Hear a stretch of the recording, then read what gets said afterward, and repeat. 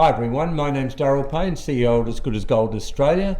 And this evening, once again, I'm joined by my brother Brian, partner at As Good as Gold. And this evening we interview Alasdair Macleod, advisor to As Good as Gold Australia. Good evening, Alasdair. Good evening, Alasdair. Good evening, Darryl. Good evening, Brian. Business has been busy, has been for the last 3 months. We can't complain, we're expanding all the time. We've taken on new space and new staff. And so it's been a very, very exciting time for us at As Good as Gold Australia. Really looking forward to progressing over the next 12 months. Going to be an exciting year for the precious metals industry. So I guess without further ado, I know that Brian at the moment is itching to ask you the first question. So I think we should start with that. Thank you, Darryl. Alasdair, I read an article written on March the 11th, and it stated that precious metals pull back as traders eye war-related inflation. Now, the article went on to say that the CPI rose 2.4% year to date, matching expectations. The other statement made was rising energy prices would lift the dollar and dim the appeal of precious metals. Number one, I would like you to explain how government reaches an inflation figure of 2.4%. Now, I'm going to add something to that 2.4%. Darryl and I always talk about inflation, and we explained it this way. If you had $100 and you spent it at the supermarket 1 year ago, you get $100 worth of food. Move forward to today, and what they're saying, our government is saying, is that it would now cost you $102.40. No, and that doesn't ring any bells to me. Most of our comments are about $130 to $140. So where do they get this 2.4% from? Number two, what person in his right mind would invest in the dollar, which is a paper currency, which actually is worth nothing, as against physical gold, which probably costs anything around $3,500 per ounce just to get it out of the ground? Alasdair, your comments. Right. Well, first on inflation figures, we know that they are a myth. This is a myth perpetrated by statistical method, if you like. And the reason that it is a myth is because governments have varying degrees of inflation-linked commitments, and they want to control the cost of those commitments to them. So that, I think, is part of it. The other thing is that it allows them to debase the currency more rapidly than if the truth were told.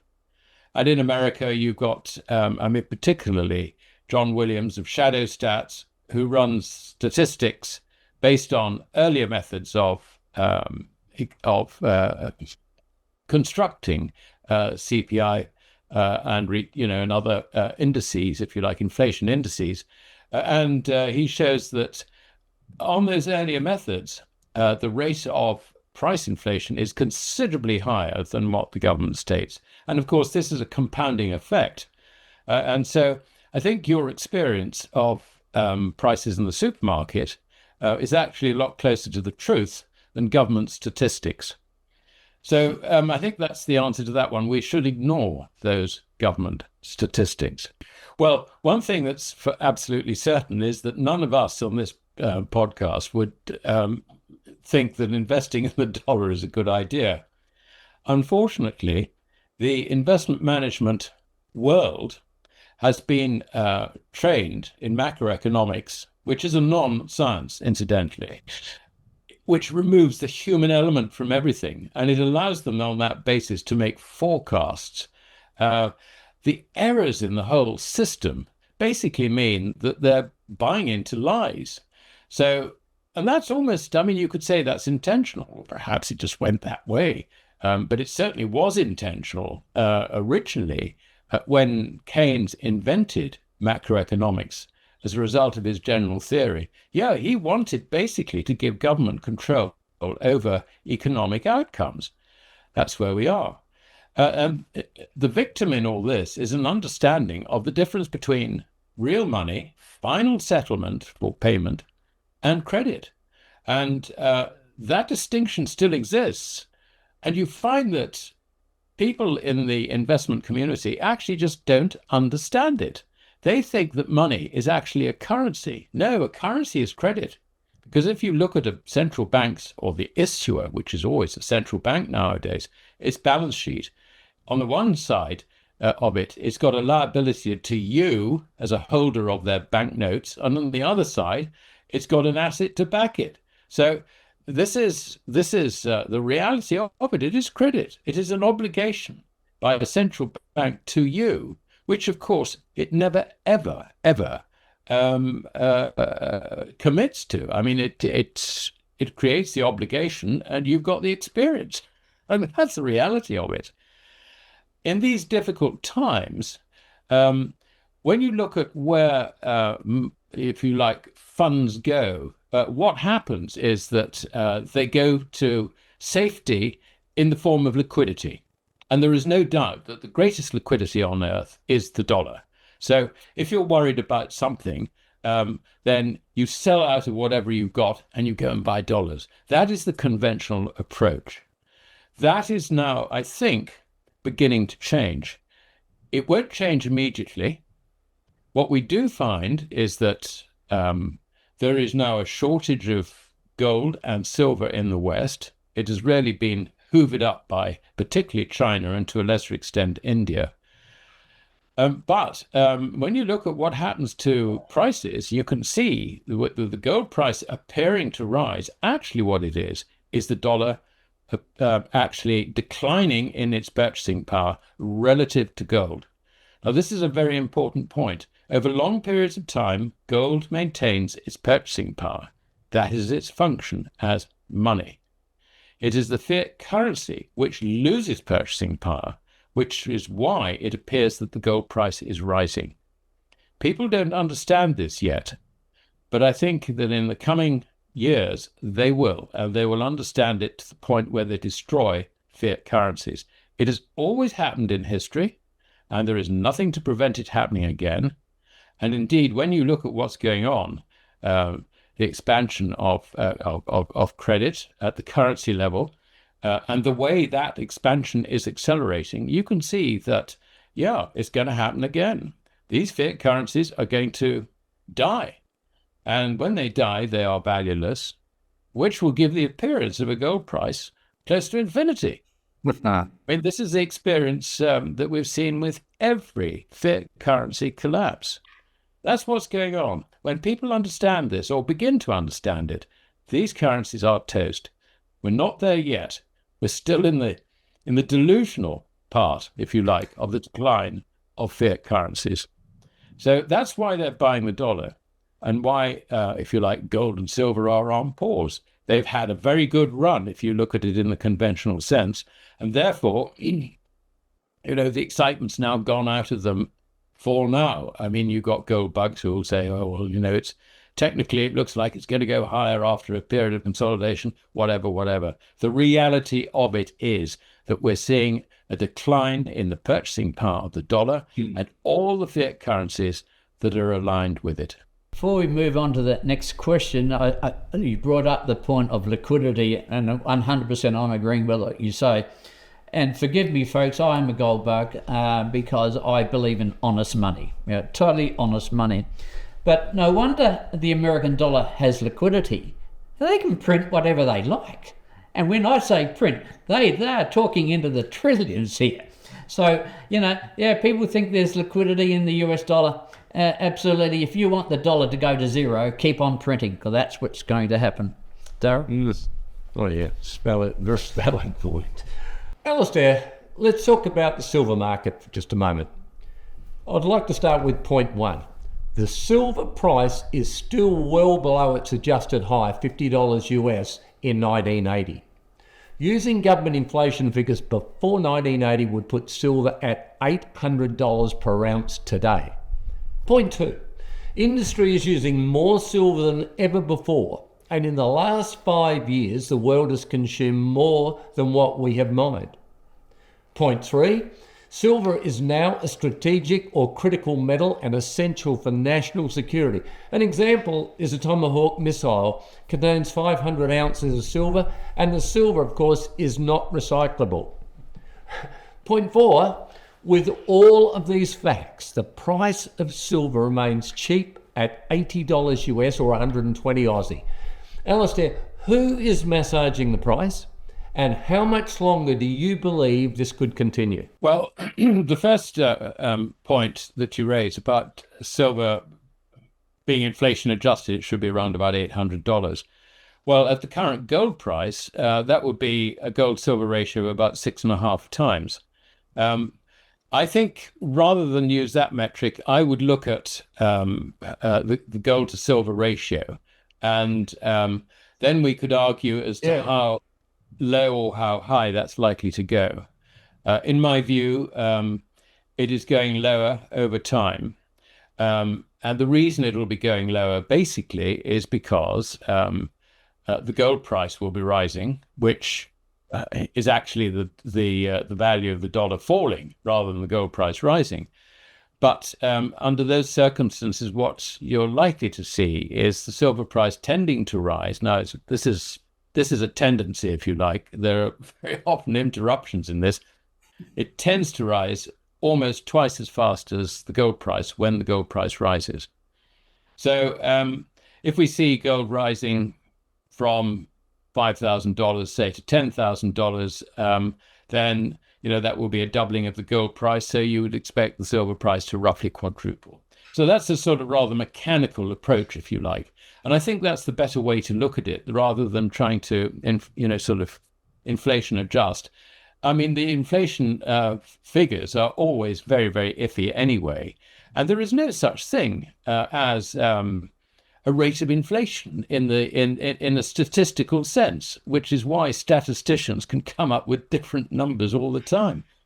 So I think that's the better way to look at silver.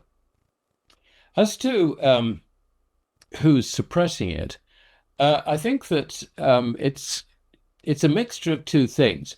I mean, when you get a big shortage developing in the markets of silver or gold, for that matter, there is an attempt, if you like, by the shorts to try and get the price down. So this is what I would call a shorter term effect. Longer term, from my researches, it's clear that the if you like, in fiat currencies, while these prices can be rising in fiat currencies, the prices of all commodities can be rising in fiat currencies. Very often, the rise in fiat currencies is not sufficient to compensate for the loss of those fiat currencies' purchasing power. So we have a situation, for example, if you look at the price of copper, or take a basket of base metals, price it in gold, you'll find that it is roughly at a quarter, in other words, only 25% of its long-term value priced in gold, valued in gold. Now, the reason this is important is that we do know that over long periods of time, the purchasing power of gold is constant. So, in other words, this is artificially cheap. Now, this is not to say that, it should always return to a particular level. But what I am saying is that measured in gold, it is particularly cheap.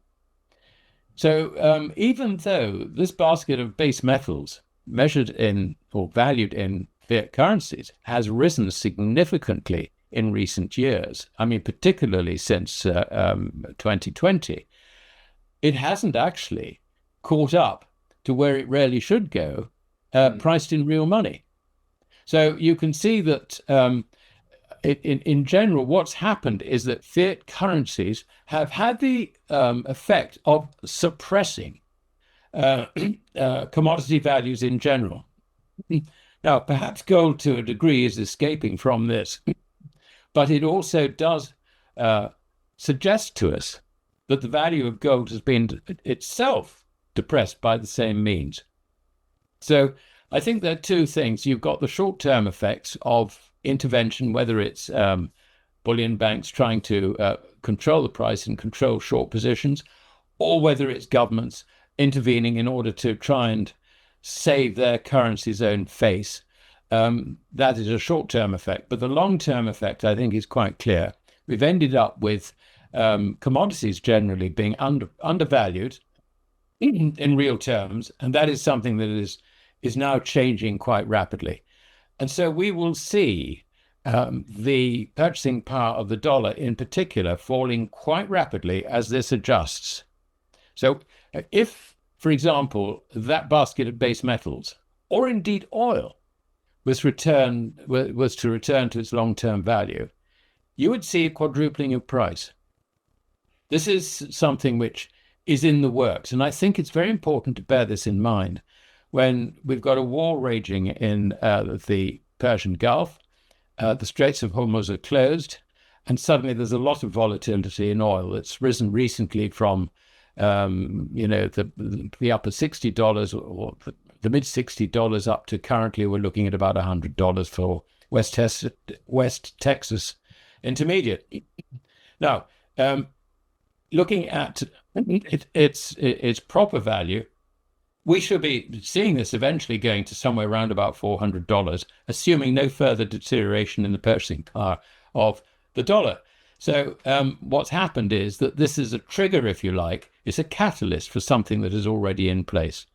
So generally, yes, I mean, the intervention has been both on, if you like, the sort of the micro level, but also on the macro level, which very, very few people, we can't see it. We can't see the effect. We can only do it. We can only look at it, if you like, by valuing things in gold and then in fiat dollars and to see where the differential is.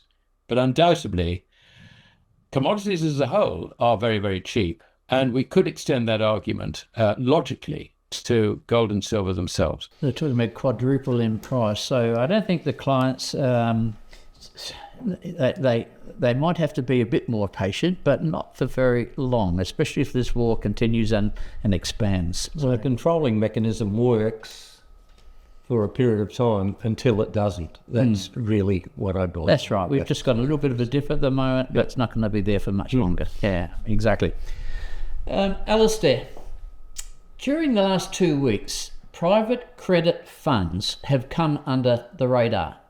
One such company, BlackRock, was asked to pay back $1.2 billion, but stopped at $620 million for the quarter. This is one example of many, and to me looks like the start of cracks in the financial system. Are you able in a position to enlighten us further on this scenario? Yes. I mean, I think it was Jamie Dimon who said that private equity is a cockroach, and where you find one cockroach, you find lots more. He made that comment before this crisis, if you like, the crisis in private credit became more obvious. The point about what they call private equity is that it takes bank credit and leverages up earnings in a business. And that way, someone running a private equity fund gets magnificent returns. We've had an example of this, a prime example, in Thames Water, which is our largest water utility covering the area of Greater London. And the point about a utility is that it's got a nice steady income. And not only that, but the way it's set up in the UK, we have a regulator, and the regulator sets the amount of investment that has to be made in the infrastructure, if you like, of the utility, but will effectively guarantee a return of roughly 8% per annum to the company's owners, if you like. Now, so what do the company's owners do? Well, in this case, it was bought by a private equity business completely, and they just loaded it up with debt. So if you get, let's say, 8% return, leverage that up with debt, say 5 times, then you're getting 40%. Whoopee! This is wonderful. That's what these guys have been doing. But of course, that was all very well when debt interest was close to zero before the end of 2020. And when interest rates and bond yields started rising, this model came under huge stress. Now, the private equity boys have generally sat on it. Now, in the case of Thames Water, they're already in trouble. And I think they're looking at their second rescue package now. But yeah, you can see where this model has actually begun to fall apart. And the idea that you can invest in a mutual fund participating in private equity, if you like, it's actually completely the wrong time to do it, because all these private equity deals that have been struck in the, sort of in the last 10, 15 years are really, really in trouble. Because they're just, the cost of the debt basically is absorbing all the profits. So what we're now beginning to see, I think, is we're seeing cracks in the system, maybe coming from the other side. I don't know whether investors listen to Jamie Dimon and his cockroach analogy, but, for whatever reason, they're trying to raise money. It could be because there's strains in the system. The Nvidias of this world and the Bitcoins of this world haven't performed exactly as we hoped. So, we've got to raise money from somewhere else or sell them at a loss. So we raise money from somewhere else, including mines, incidentally. But anyway, that's a different story.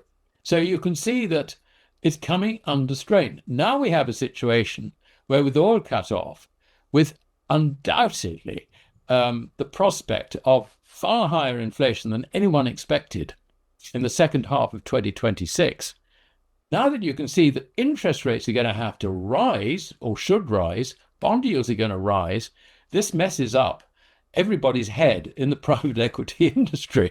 So this is basically what the problem is. And so we're just seeing the start.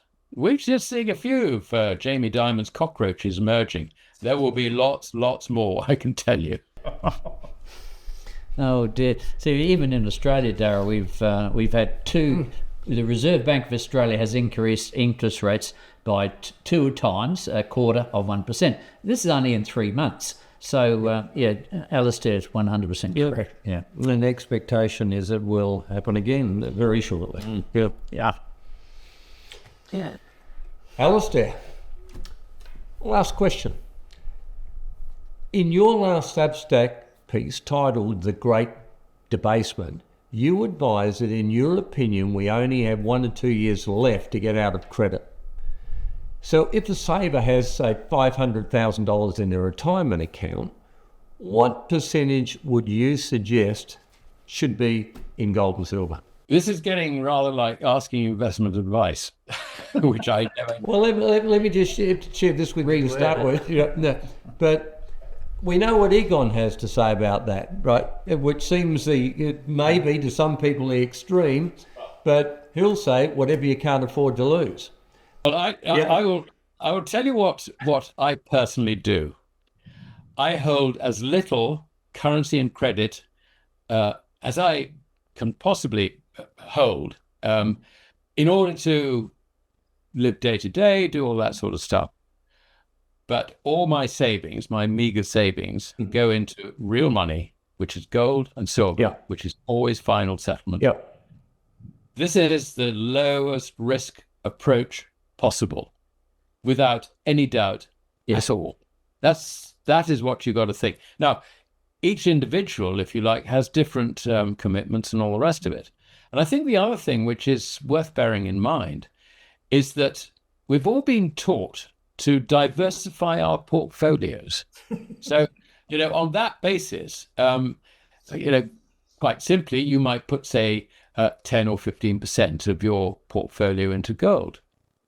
But there is another way of looking at this. If you put 10 or 15% into gold, then, or silver, then you have got 85 or 90% in credit. Where's the diversification? Really, the point about it is that you need to diversify out of credit. You are overweight credit. That's the problem. And that's the way you've got to look at it. Very overweight credit. And this is why I would just stay out of the banking system. I would stay out of the currency system as much as possible. We all need it in order to pay the bills, feed ourselves, house ourselves, and all the rest of it. But when it comes to preserving your wealth, not accumulating your wealth, but preserving your wealth, then the only way to do it is with physical possession of precious metals. Yeah, I agree. Look, I'm actually out of everything. I've sold stocks, I've sold the real estate that I had, and my full concentration now is on putting pretty much everything I have into precious metals, because it is the ultimate safe haven investment. Yeah, you're saving from going down the tubes. Well, yeah, I'm not prepared to take the risk. I don't have to. No. That's the point. So you pay for the roof over your head, you pay for those commitments, don't get out of don't make loans, right? Just save money or save your currency, and when that currency is built enough, if you want something that's materialistic, no problem, buy it with the gold and silver that you've been saving. Yeah, exactly. Alasdair, we've got to thank you once again for your assistance. It's always fantastic, and one walks away a much wiser person in the process. It continues to remind me of the famous words of Charlie Tremendous Jones, who would say in 5 years' time you'll be in exactly the same position that you're in right now, apart from two things: people you meet and the books you read. Now, anyone who's watching this interview at the moment should make a really smart judgment here and say, I'd like to meet Alasdair Macleod. I'd really like to learn from him and become a smarter person in the process. Assuming that they're thinking that way, Alasdair, can you advise the audience as to what they could expect if they connect with you? Well, the only way really they can connect with me is to look at interviews such as this, hopefully obtain something from them, but also my Substack, where I write about precious metals on every Friday. About it's a recap of the market, and also what news events are likely to drive prices subsequently. And I also write economic and geopolitical articles, which are relevant, if you like, to money and credit. So I think it's what I'm trying to do is to try and educate people, ordinary people, about really what the future holds for them in terms of their capital, their assets, because you've got to protect yourself, and also you've got to protect your families too. And we all live in communities, unless you live on an Australian 2 million acre ranch somewhere out in North Queensland.